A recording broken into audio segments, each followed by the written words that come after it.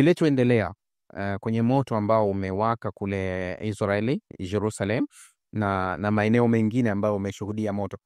Katika tukio ambalo limekuwa ni gumzo na story.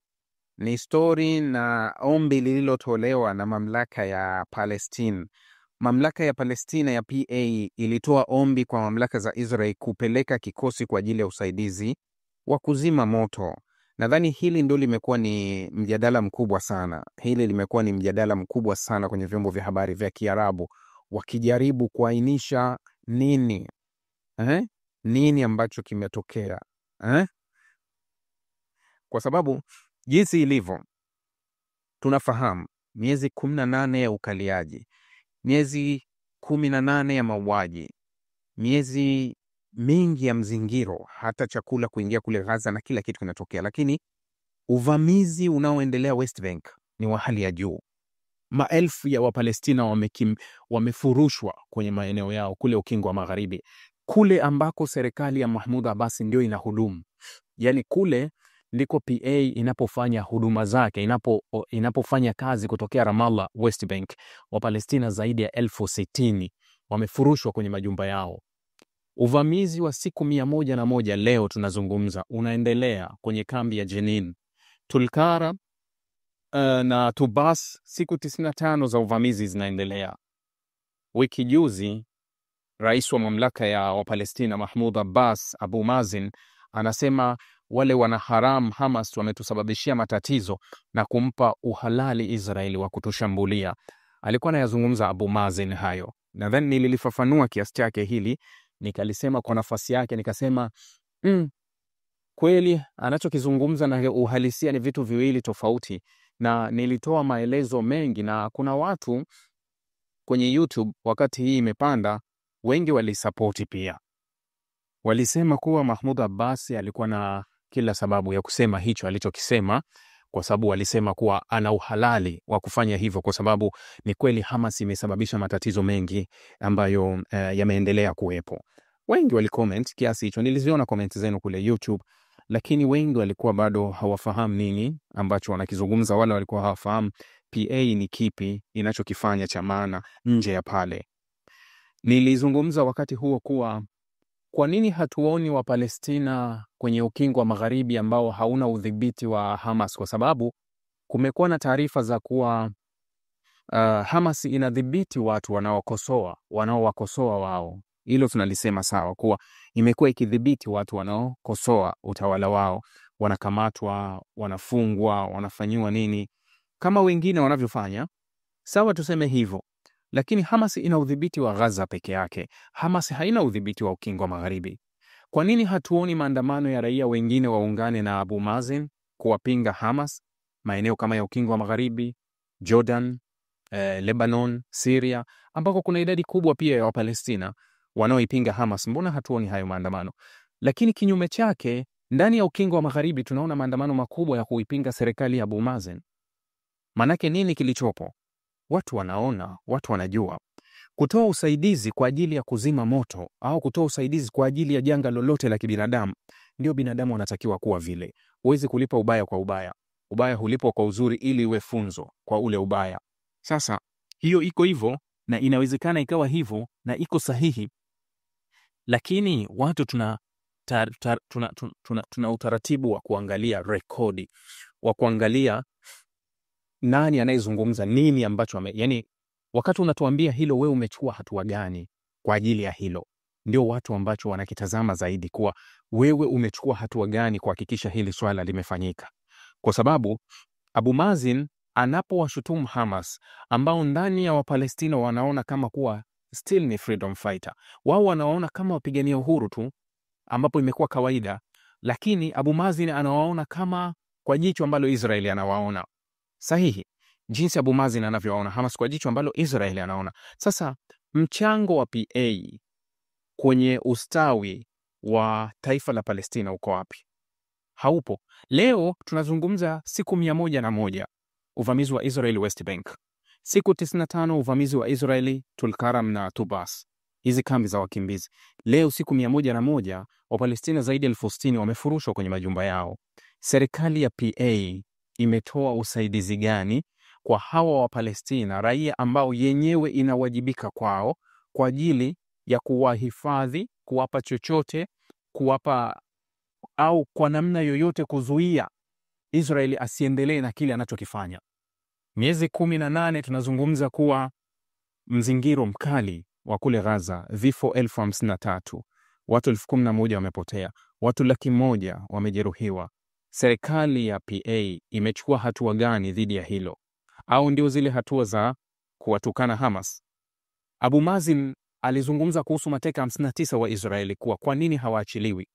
Kwa nini hataki kuachilia? Abu Mazin akawasahau wa Palestina 9,500 wale ambao wanaishi kwenye kambi au wanaishi kwenye magereza ya Israeli, karibu zaidi ya nusu yao wakiwa hawana mashtaka, wameshikiliwa tu lieutenant, yani kuwa wameshikiliwa ambao hawana mashtaka yote. Abu Mazin aliwasahau.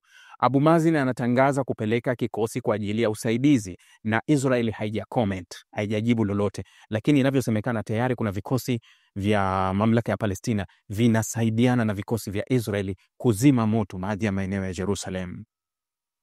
Ni sahihi, tunakubaliana, twende kwa ustawi huo au twende kwa staili hiyo. Sahihi, tufanye hivyo. Lakini tuje tumuulize Abu Mazin baadaye kuwa hao unaowasaidia wanaweza wakakusaidia na wewe, au wewe unawasaidia kwa kutimiza lililokusudiwa? Kwa sababu mamlaka iliwekwa na Marekani na Israel kwa ajili ya faida ya Marekani na Israel, na mamlaka iliwekwa mwaka 93 ili kusaidia kuunda kitu kinaitwa taifa la Palestina. Liko wapi? Leo hii haizungumzi lolote kuhusu ukaliaji mpya ambao unazidi wa Israel. Abu Mazin amekaa anafikiria uongozi. Miaka 89 bado anawaza kuendelea kukaa madarakani na kuwa mtawala. Miaka 89 Abu Mazin.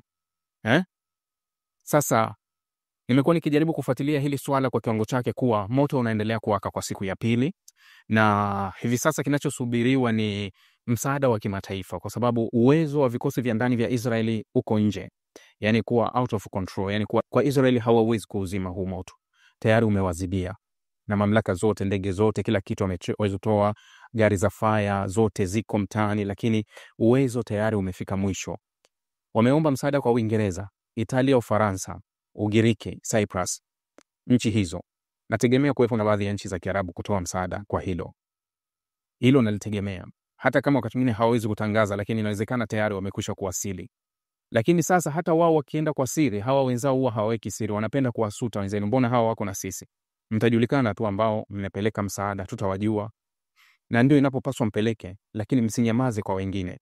Yani kuwa msinyamaze kwa upande wa pili. Mbona upande wa pili mmekaa na wakandamiza, halafu upande mmoja mnataka kuonekana kuwa nyinyi ni waungwana sana, wastaarabu sana kwenye hili? No, nendeni kote kote. Nimejaribu kufuatilia mitandao, halafu nikapigwa na butwa nilivyoanza kusoma vyombo vya habari vya India, jinsi vinavyozungumza na kujadili kuhusu huu moto. Huwa najiuliza mpaka leo kuwa India na Palestina, asili ya ugomvi wao ni upi? Labda naweza nikapeleka tu labda chuki ya Uhindu vs Muslim.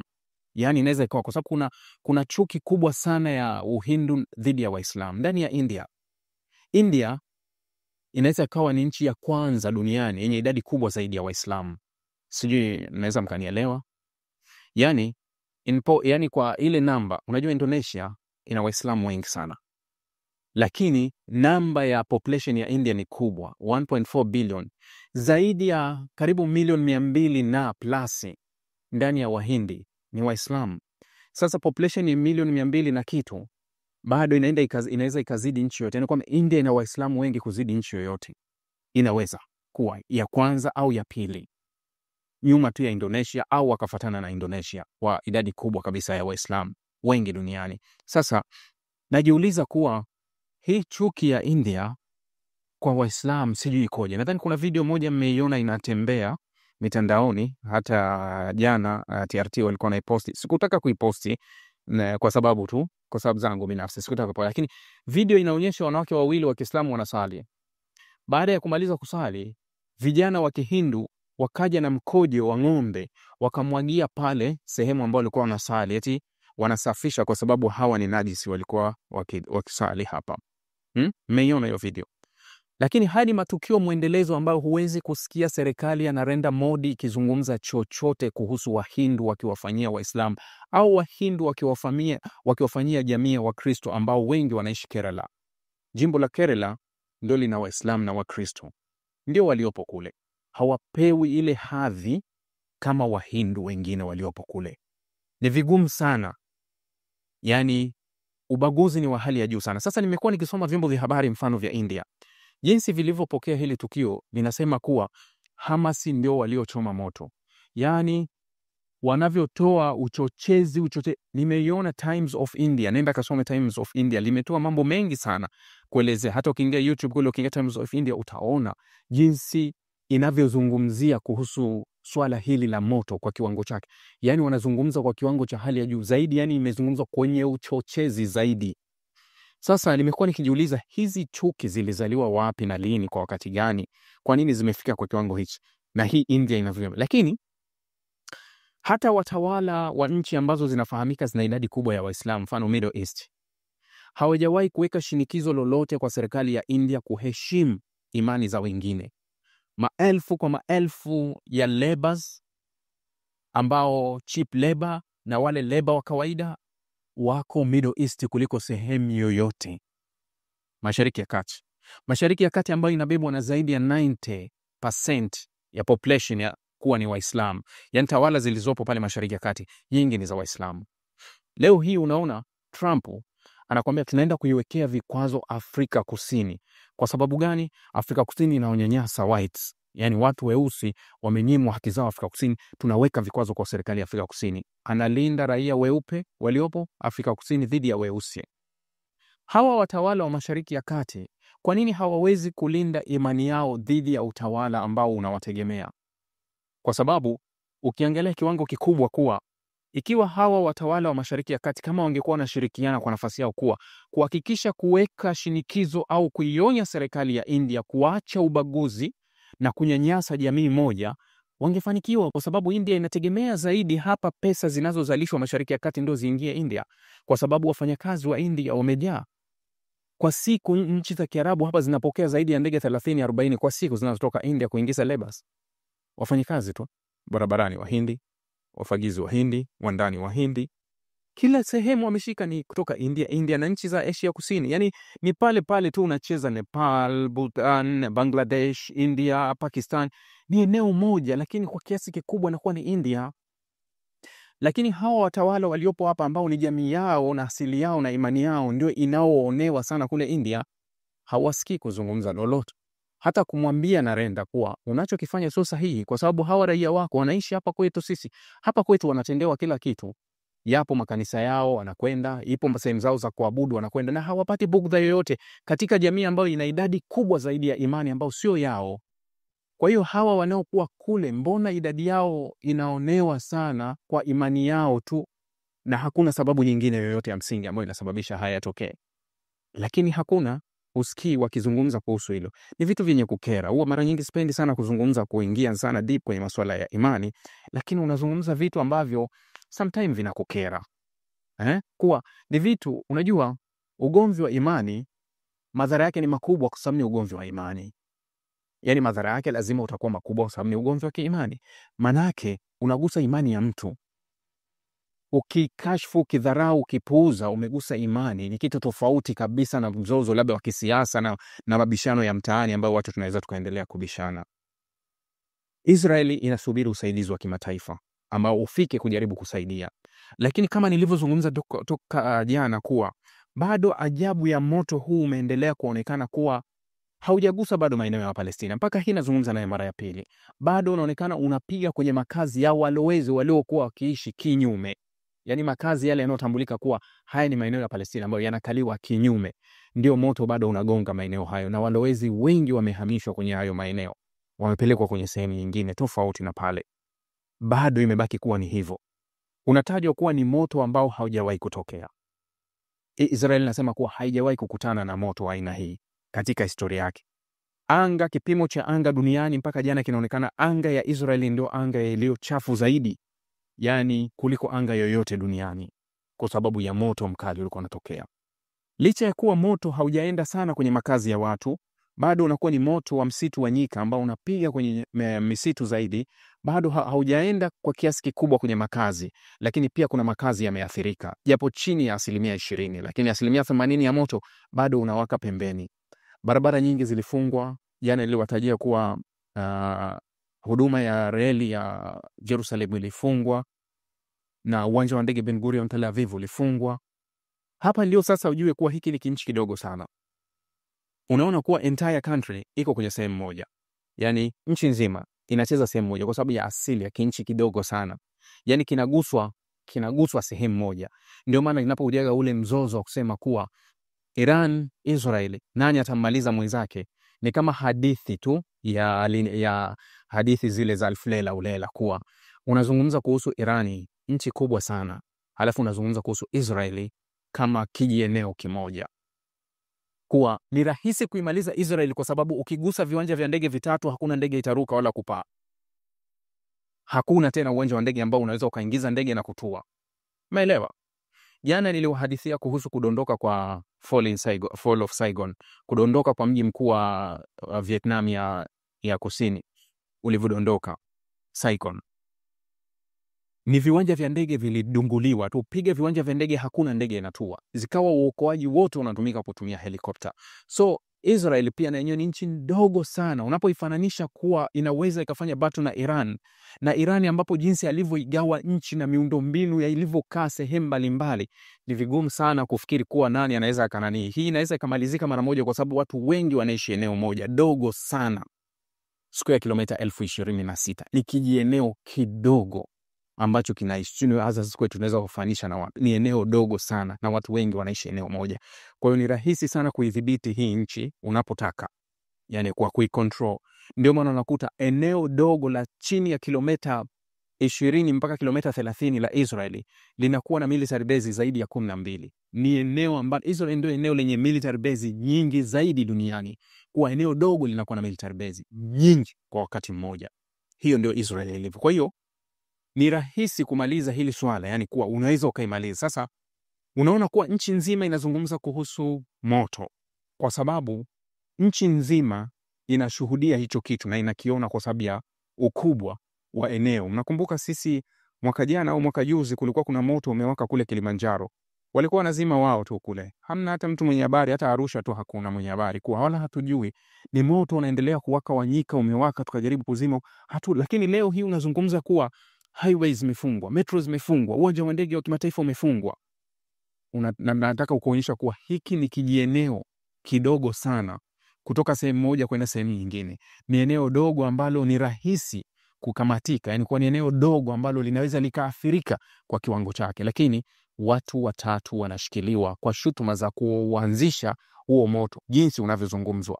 Watu watatu wanashikiliwa kwa kuanzisha huo moto mpaka hivi sasa.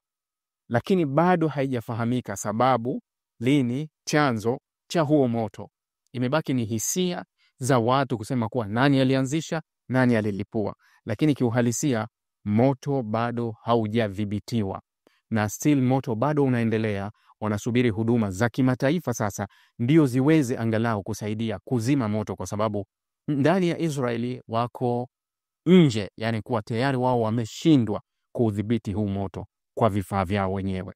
Jamani, asanteni. Rahby Digital inazidi kuboreka. Tupo kwenye harakati za kuboresha akaunti yetu na kufanya kazi maoni yenu. Ushauri wenu ni muhimu sana kwetu na tunafanya kila jitihada kuhakikisha tunawaletea maudhui bora zaidi. Kama unahitaji kutunga mkono katika safari hii, unaweza kuchangia kiasi chochote kile ili kusaidia kufanikisha malengo yetu. Changia sasa na uwe sehemu ya mabadiliko. Unaweza kuchangia kwa Equity Bank kupitia namba 301018112229. Jina ni Ibrahim S. Khalfan. Mix by Yas 0673800882. Jina ni Ibrahim Khalfan na M-Pesa ni 076850500100. Jina ni Ibrahim Khalfan. Rahby Digital, haki na ukweli.